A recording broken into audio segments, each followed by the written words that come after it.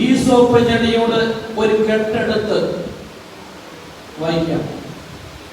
Aesop ചെടിയോട് ഒരു കെട്ടെടുത്ത് കിണ്ണത്തിലുള്ള രക്തത്തിൽ മുക്കി, കിണ്ണത്തിലുള്ള രക്തം കുറുമ്പടിമേലും കട്ടളക്കാൽ രണ്ടിന്മേലും തേക്കണം.